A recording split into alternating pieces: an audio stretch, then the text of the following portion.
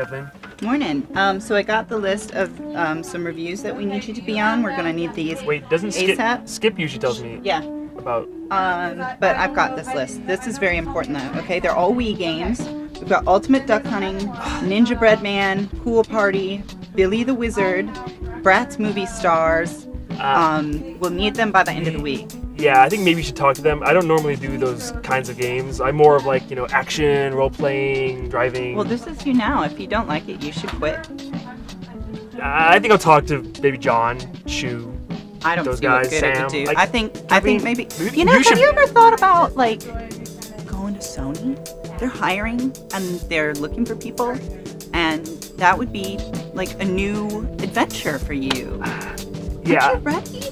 I have a lot of work here. I think maybe Ultimate Duck Hunting. Maybe I'll take that list and I'll go talk to people and see what's up about it. Cause no, it's my list. But yeah, you can trust me. I will get the copies of Bratz Movie Stars to you. But you could quit. You're not gonna quit. I'll give it some thought, but I think for now we'll work on that later. Okay? Maybe you could try those games out. Maybe. So you're not gonna leave. No, I don't think I'm gonna leave. No.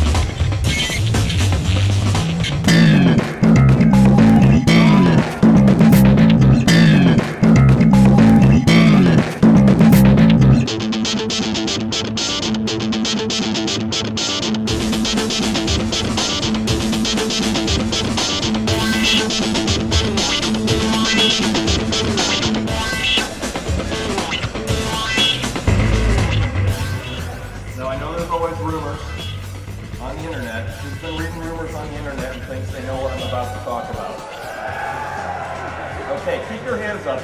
You're a temporal fan.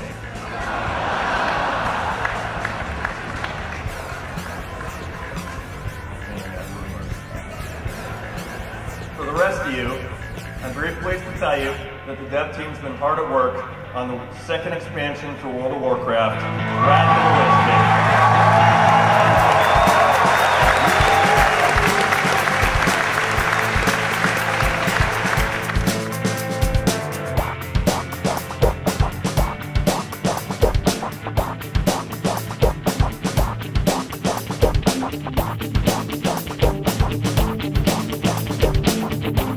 I've been amazed, like, just at the sheer, like, love that exists here for Blizzard games.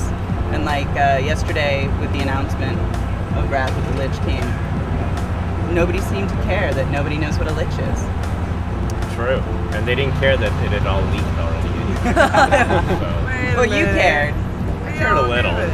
Saw the little tears. It's alright. I cried a little. It's alright. Yeah. It's alright. I'm over it. Okay, good. Although you brought it up again. But I really am over it. Okay. Damn it! My cover story ruined.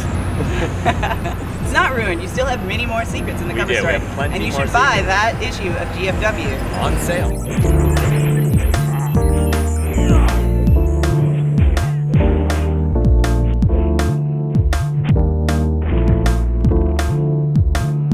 Today I finally got to play Wrath of the Lich King with you guys. We did a little 5-man Vanguard keep run. Yeah, we were in the Howling Fjord. Yeah. And I was trying to be Hunter. And doing a good job. Why for your level 33. Don't lie. You've got a few lessons to learn. Yeah. So what was the main mistake that I made that made it so all of us died? What was it that I did wrong? I think you forgot to feign death. Is probably the problem. Some people, once we lost you, we lost our DPS, and then it just all starts to go downhill real quick. But I think we were yelling at you sufficiently because we were all sitting really close to each other. Yeah. And so we could we didn't have to type. We were just talking back and forth. Kathleen, what are you doing? I heard a lot of that. So that the mobs kill the healers, and then you just stay down, and then you don't have to pay your repair bill. We'll just blame it on the fact that it was new content you had never seen before, right? I'd never seen it, and it was really cool. Like there was these heads spewing fire and dudes with hammers that killed me in 2 hits. It was great, but I really didn't know what I was doing. Yeah, well, I think that kind of shows part of the effect there, even for the players who that come in and they don't have high level characters or don't know what they're doing. They still get that effect of there's new creatures, there's new dungeons, there's all kinds of new stuff just going on in general.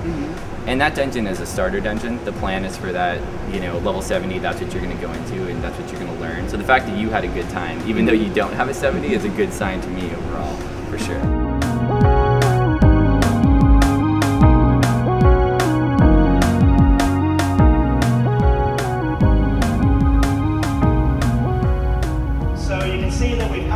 Since the StarCraft 1 briefing room. Didn't that surprise you guys at how different that was from StarCraft? I mean, they really are just decided they're doing something totally different. So now as a player, you can kind of decide what you want to ask the characters and interact with them a little more directly than you could in the briefing room. Something on your mind, Ty? But at the same time, I'm hopeful, and I'm sure they will, but for those people who just go in to play the damn game, I'm gonna get to say goodbye every time and just skip it and keep going. I love seeing the new units. I mean, there was that one Terran unit they showed that it's like you have to build it like a building. It's the huge Thor? Thor, right? Yeah. It has 16 guns and destroys everything. Yeah. But then they showed how that really everything is a kind of rock, paper, scissors there, because they showed that other unit that can circle fast around it and take that thing down. Really what's unique about Blizzcon is because Blizzard does own this IP, they get to do as they please. I was kind of hoping from Blizzcon, granted I knew about the expansion, but I was kind of hoping to see something about World of Diablo craft or something, So what's going on with World of Diablo? How's that craft? Any thoughts on that? That's my hard-hitting question. I think that would be awesome. Wouldn't it? Yeah, I think it would be great. That's something that I think players would want. It would be cool. If I could make that game, I totally would.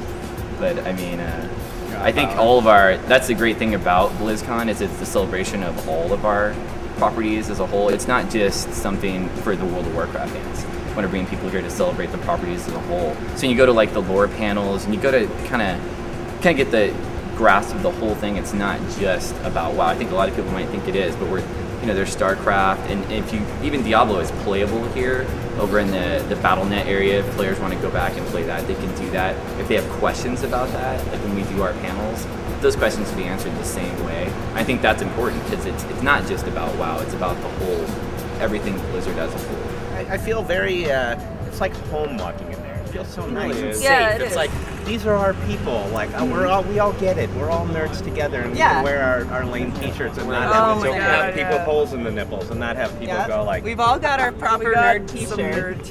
Going on. Yeah, I'm gonna go in and buy some nerd T-shirts. Yeah, You're gonna get the little Murloc statues. We've got a lot of the Murloc figurines. We have a lot. Are they? Yes, oh no! Oh, eBay. Money. No, I'm not selling those.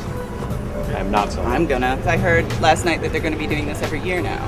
Yeah. So we'll get to come back every year and buy more Blizzard merchandise.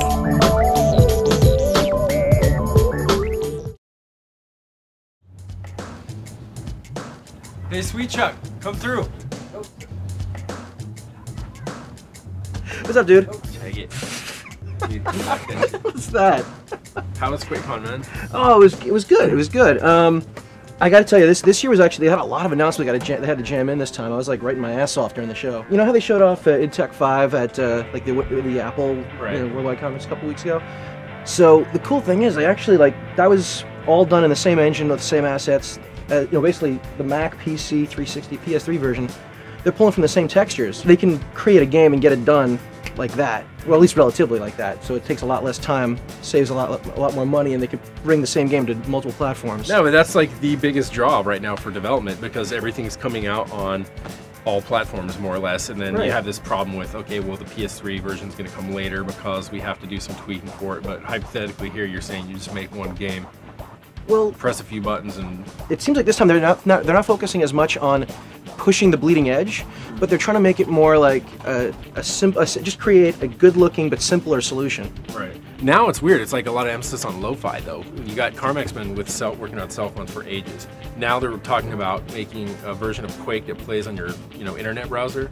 Quake Zero. It's a really cool idea. They're using that as an experiment to see how they can. I mean, the Carmack is totally he was saying it can bomb, it might work, we don't know, but they're just stripping it down to the core, making it for tournament play. They're gonna probably cash prizes so you can get some sponsorships going. But the general idea is leave it open so that you can play it on any platform. Right. When I read about it, I was like, okay, I'm on a message board. We're talking with people, arguing about which game's got the best graphics and what. All of a sudden, someone says, hey, let's go play Quake Zero. And then boom, everyone just clicks. There's no discussion about, all right, let me go plug in this console, or let me, I don't have a system for it. And then you could just jump in and out. And that game's timeless, and it's fun as long as you have the right people in there. So I think that's pretty cool. Yeah. Hey, did you get a chance to check out the video for Rage, their new game? Yeah, they're cool. I mean, everyone was like, it's MotorStorm and a shooter. So how does that, did they indicate how those two come together? Well, they didn't have many details to give out right now, but it's a whole new team, and they're looking for a different kind of graphic look from their previous games. It's going to be 50% run and gun, it's your typical outside stuff, but there's also going to be obviously racing around. They want to keep it you can hop in and out of cars whenever you feel like. You are checking out the environment. There's got some. The racing is not on a track. It's not track based. Well, I mean, there could be a track-based mission where you go around and you blow crap up, or rather, you knock people off the road and try to win a race or something. But a majority of the game is you're out accomplishing missions. Think it's post-apocalyptic. Right. Maybe there are a few moments in the story where you need to win some race or something. Probably. That was the other downer. Is it is not just Mad Max, but Star Wars Episode 1. It kind of had that. The pod racer sequence. I'm just waiting for Master Blaster to welcome me to Bartertown and shit.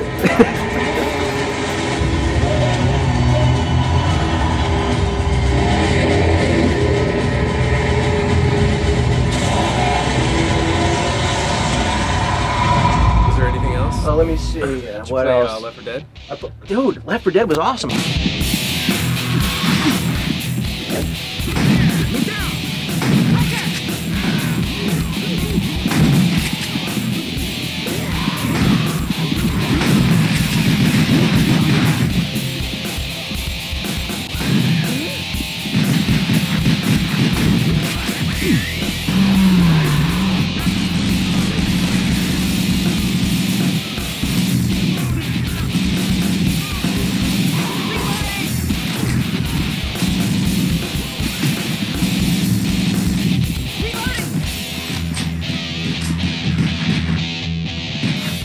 I've been dying to play that, and they showed me one of the early levels, and I was begging them to let me play as a zombie, but they wouldn't. They had some guys from Turtle Rock playing it on the other stations, but it was 4 survivors, and then 2 guys were playing boss zombies. Or whatever. I think there's probably a few reasons they did that. One is that everyone can figure out what to do as a human with a gun in that game, but then to get any kind of real enjoyment out of playing the zombie side, it takes some explanation. And so instead of them standing over your shoulder and oh god, this guy doesn't know how to do any of his attacks, he's never going to figure out how to triangle jump and get on roofs. It's just give him the gun and let him run around and shoot and stuff. Yeah, one of the things you got to remember when you play the game is that you got to look up. Because these guys were totally looking down and spitting vomiting blood down on the guys, and then we jump off and they're all confused and just explode right in their head.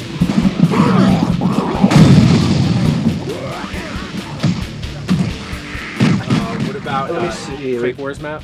Actually, this was kind of it snuck in out of nowhere. So there was this one session.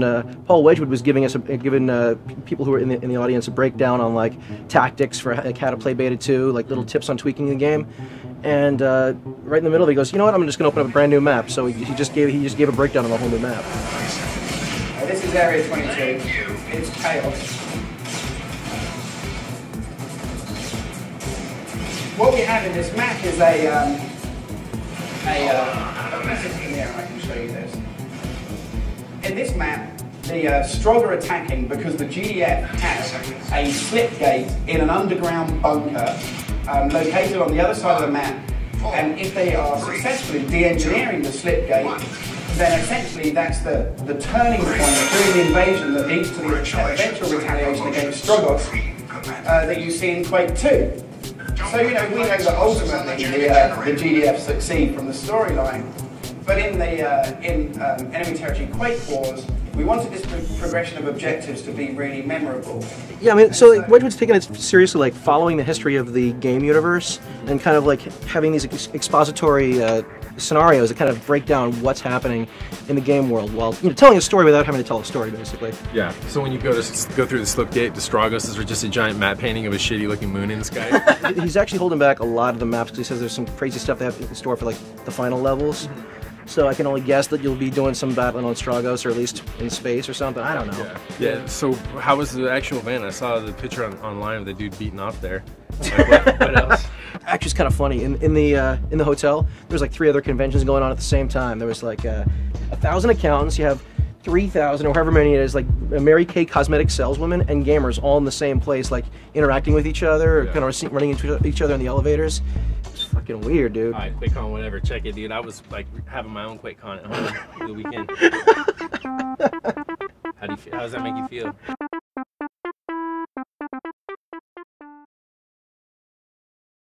Rated E10 for ages 10 and up.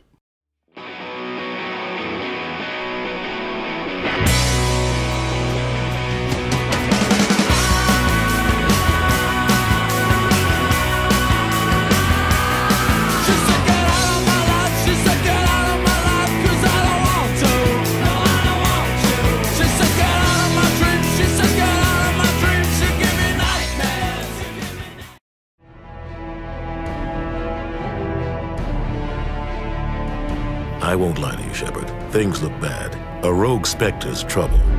It's Saren. He hates humans. Set the charges. Destroy the entire colony.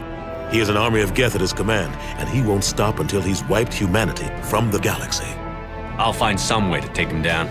On a high level, a lot of what we're trying to do with Mass Effect is make it feel like you have dropped down inside your favorite, best science fiction movies, which typically, I think for us anyway, are from like the late 70s, early 80s, and they do have a very film-like presence. It's kind of like an ambient feeling, and the music and things like that are some of the stuff that we're trying to emulate, and just that overall feeling of, I think, what a lot of people think is like classic science fiction.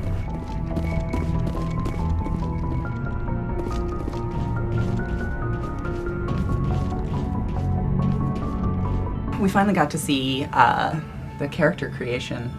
At last, BioWare has delivered unto us the character creation, which was always promised to be super, super, super in-depth, kind of like Oblivion. It looks super, super, super in-depth. Yeah. And so far, it looks like the characters perhaps won't look quite as ugly as they do in Oblivion.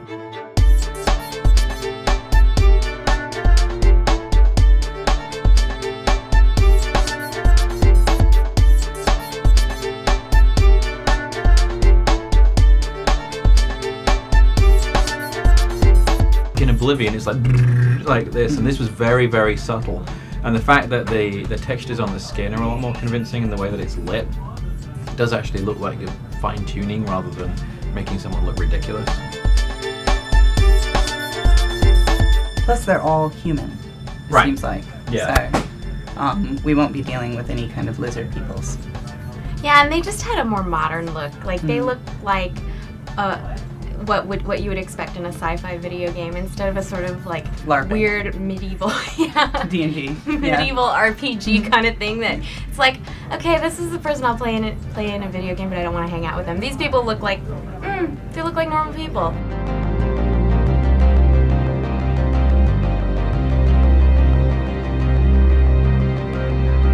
Shepard was clearly made, that the character we've seen in all the videos so far is clearly just the default using the editor, and he looks so much better than pretty much any other character we've seen built with one of those things. I mean, it looks better than the home characters or the Oblivion characters. I mean, he looks like he was. He looks like that intentionally.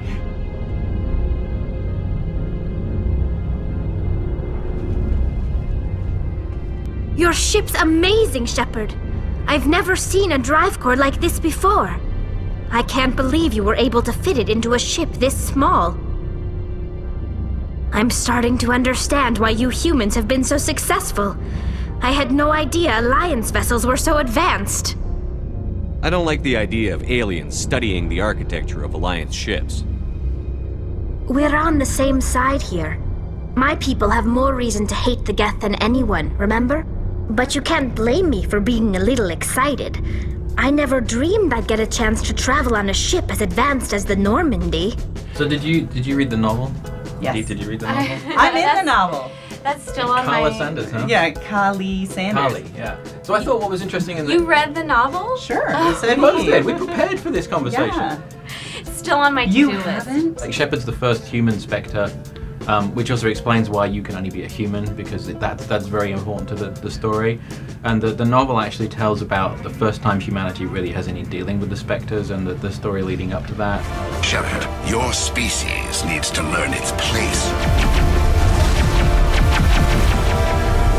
One of the observations which ties in nicely with the Shepard model is that in the future humanity is such a sort of mixed bag of races that everyone has a little bit of everything in them. And I think Shepard is sort of the personification of that. Humanity is spread so thinly across the galaxy that everyone is kind of like that, which kind of explains why the game has a certain look with the humans in it at the moment. I mean, looking from the editor, it looks like you can do pretty much anything.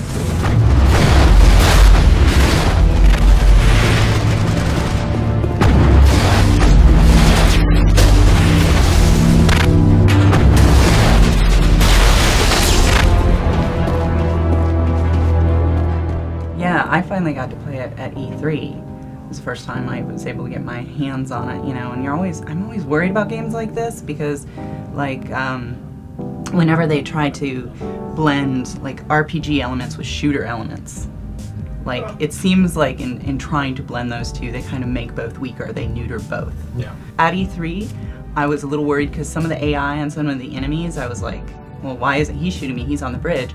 But we just recently got this footage from like one of their latest builds, and the frame rate's improved, and I can tell that the enemies on the bridge are shooting at me now. And I really loved seeing the interface for the command system, because I think that's been a big mystery, is how do you control these three people? Yeah, your 3-person team in real time, and I was really happy to see. We've seen several versions of this now, but this new one with the circular interface with the characters and the actions that you want them to take, all sort of done with the stick, seems so much more intuitive. Yeah, it worked so much better.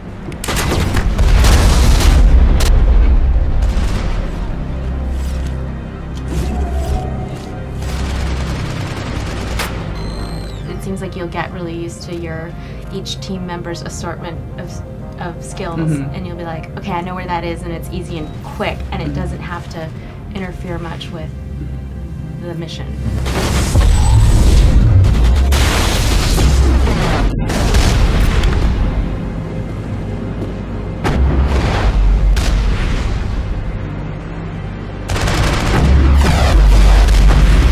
You actually use your guys like kind of in tandem with yourself, but it's very simple, like single button presses. It's created for me some of the funnest things I've seen. Like there's a few games out there that do this where, you know, I'm going to flank the guy, but then someone nails him with the throw and he goes like flying by the screen. I'm flying me into a wall. I go, oh, I'm worried about that. And you're thinking, well, that was me, but it wasn't exactly me. It was my party. But we're all still a unit, and it's actually really neat when those things happen. And that's what the game's all set up to do.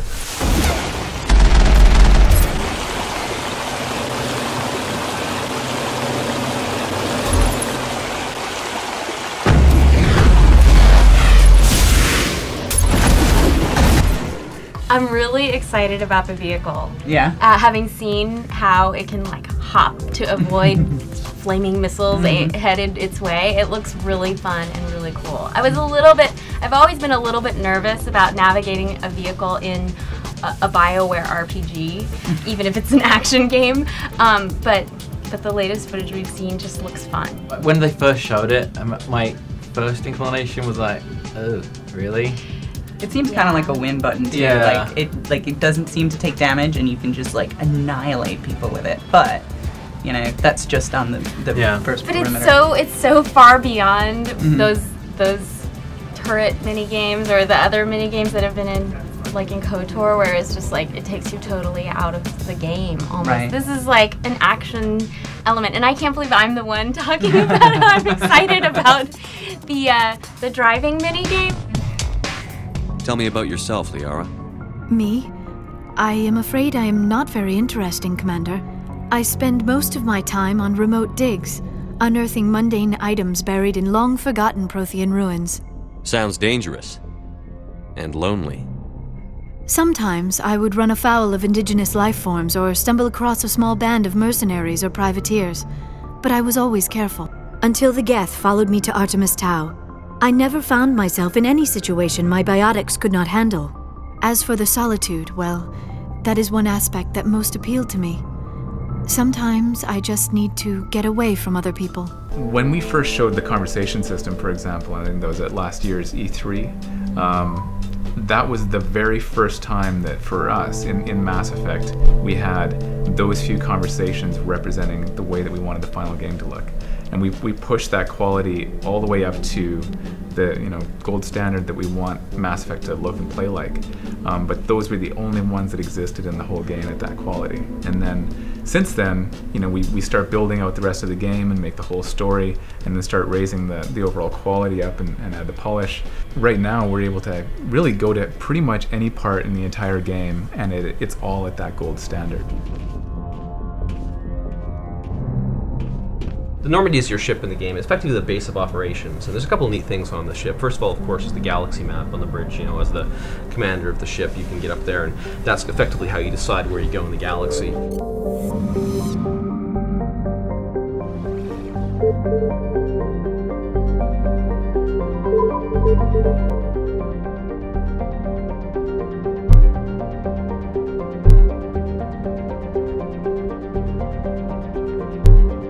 All your crew's on there, so you can actually talk to crew that isn't part of your squad, and just chat with them about the universe and the ship and what's going on, as well as your party members and the people you travel with.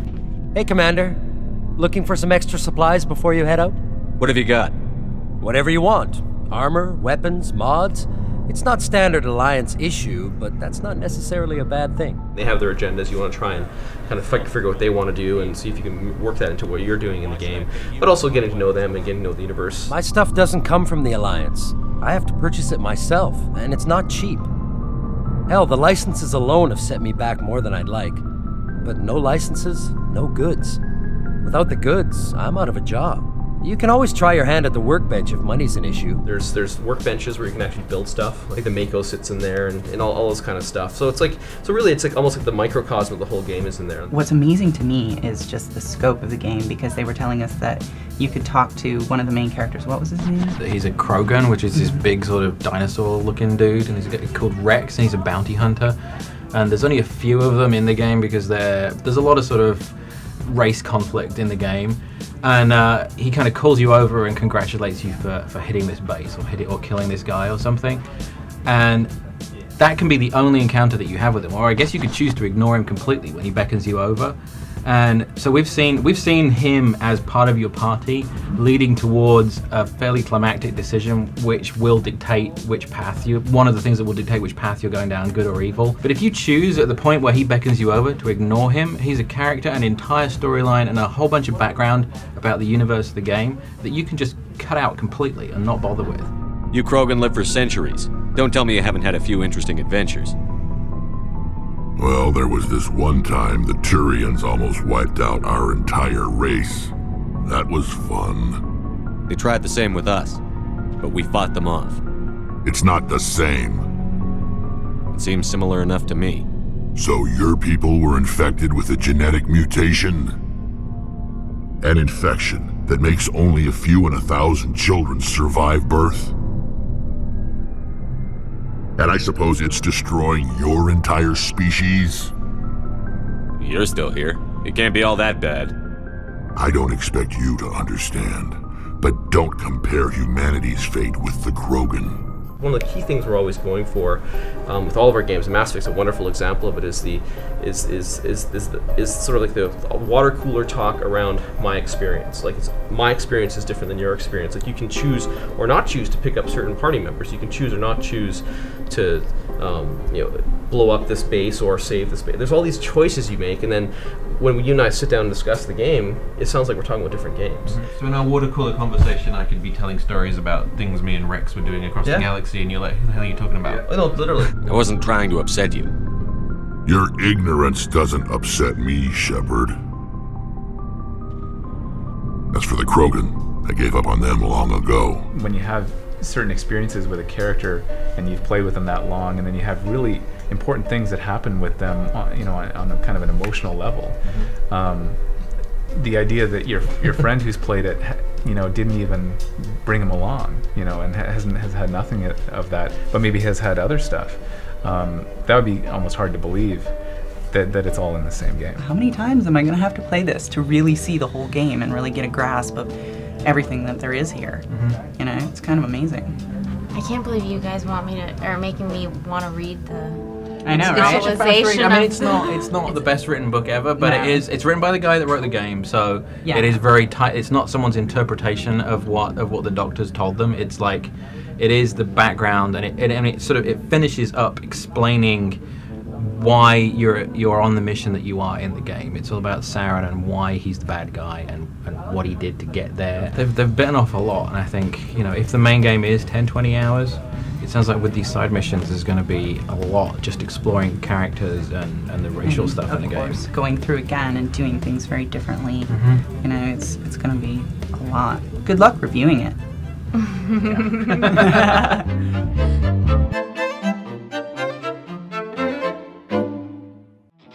I had one of those weekends where I just was loving my PS3. Well, not my PS3, it was a debug because I had to take it home to play some games that aren't out yet. But one of the things I was playing was Everyday Shooter.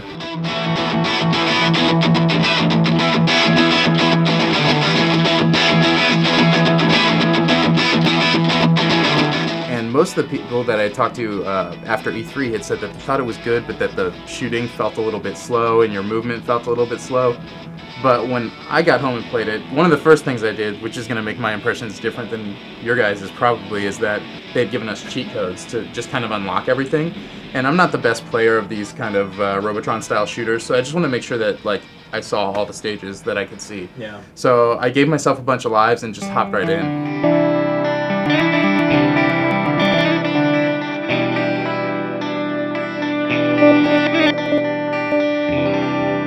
I really think that the way that, the stages are put together, where there's a timer at the bottom of the screen that's basically like a track counter in an MP3 program, where you're basically playing through the length of a song, then going through a transition, and then playing the next stage is like the next song. So you play through the game like listening to an album once you can actually beat all the stages, which I'm sure you probably can't do when you first hop into the game. I think you start playing it and you want to play it like Super Stardust or Geometry Wars, and you can't. No. Because, but much like Geometry Wars, there are stages where you're better served by not shooting anything for a while.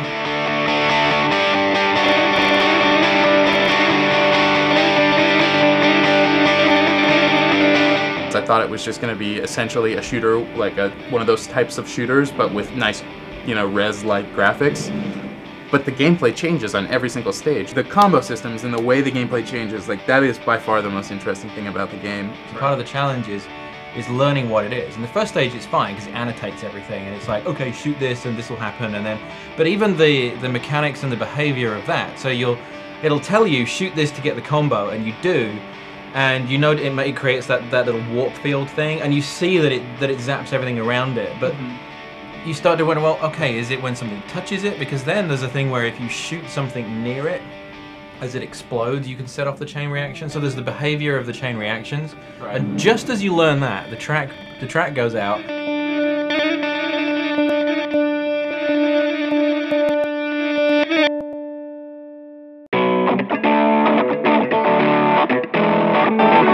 And you hit the next level and all the behavior is different.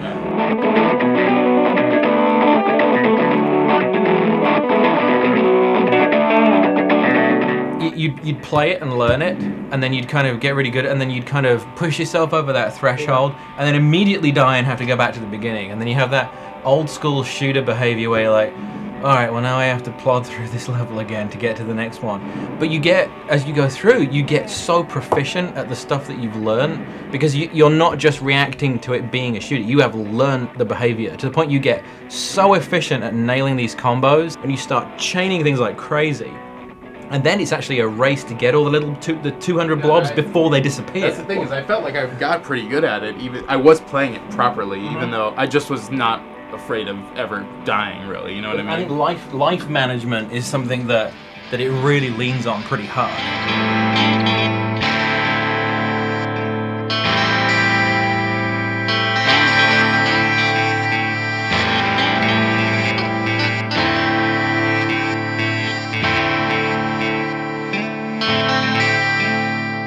How far did you guys get? That's what I'm I curious got. about. I mean, I played this weekend. I got to the fourth. I unlocked till the fourth stage or something like that. Which is the one after the eye that's, stage. It's the eye. It's the eye, and then it goes like.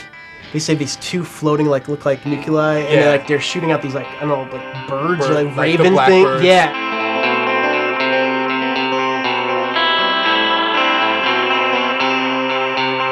That stage has cloud cover where the like giant floating orbs can get behind them. Yeah. What I found was the best strategy for those, because actually the combo in that beginning part of the stage is to just kill the giant floating orb and let all the black things be on the screen, because then they come off as the multiple glowing 2-point worth points. You notice that how the points can either be solid or they're glowing. So if you just kind of take a tight perimeter right around the like glowing orb thing, you can eventually take it down. And then after you kill both those guys, there's like these red barren little planes that fly across the screen.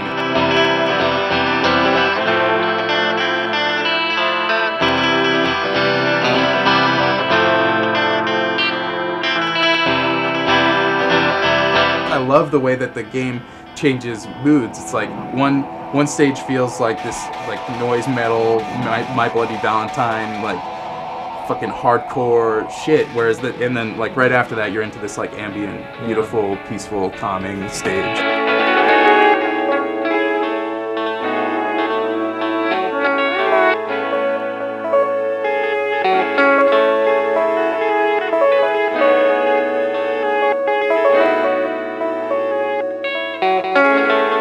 You have to go pick up the points. Like just by shooting something and killing it doesn't mean like you get the points automatically. Right. And I noticed, which I like that challenge, but one thing I noticed is that you almost have to stand there. It's not like when you get close to something, it sucks it in automatically. When you get close, it's like a magnet. It'll start drawing things towards you, but it's not going to follow you indefinitely. You only have a very small kind of magnetic field around your little, whatever it is, ship. And you can use those points to buy like more lives, so you can start off with I think what, 1 life to always at the beginning or something, and then you can buy the upgrade to start out with 4 lives or start with 5 lives, or even though you might not be the best player to begin with, you do have like these little incentives to keep playing. Is travel mode unlocked from the beginning? No. What is that? Travel mode is genius, and I really think it should be unlocked from the beginning, and I don't think it is. What it is it's like playing through the full game, except for you can't get hit by any of the bullets or any of the enemies. It's a game, right? This is a game. But I also think that it serves. It's also kind of like an interactive album, video / art project thingy, and because it has a fun kind of project where you're doing things in time with the music. It's like listening to an album, but with gameplay. The sounds relate to what you're doing on screen and all this stuff. So the traveling mode basically makes it like, you know, like I said, the game's a finite length. It's gonna end after all the tracks end. So like, you can just listen to it or experience it like a record. I think.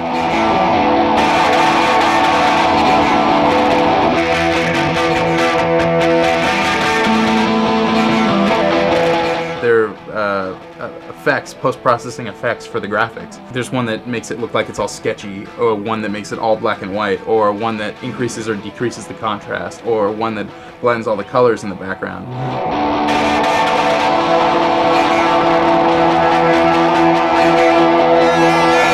It does look really cool, and it changes the experience. Do you unlock shuffle mode? Because it'll shuffle the levels up, right? I actually unlocked shuffle mode, and it was weird because, you know, after all, like you said, doing the same first level over, doing the second level over and over, it kind of gets like, you get in that rhythm, but it's kind of like boring after a while. It's just a nice way to change up, like, you know, going back and trying these things over and over again, which was cool. I thought that was an ingenious part of it. It's a nice way to extend the music metaphor a little bit, the way people listen to music.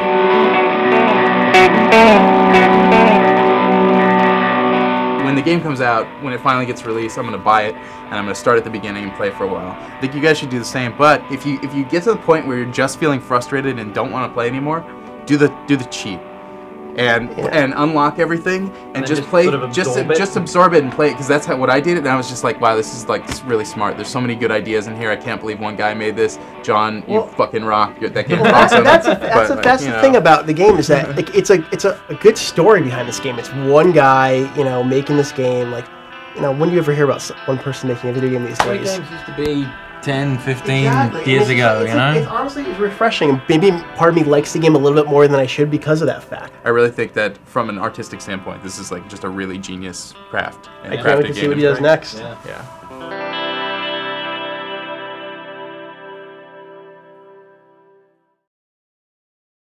Rated E10 for ages 10 and up.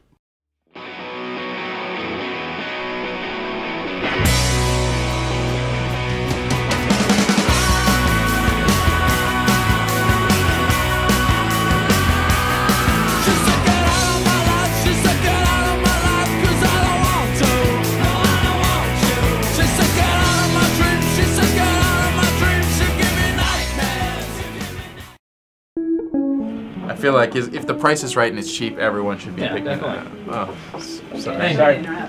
We'll take off. See you later, John. Later. Bye. Hey, John. So I hear you're retiring. It's that time. What? You've been here for like years and years and years, and now it's time to retire, and we'll miss you. It's really upsetting.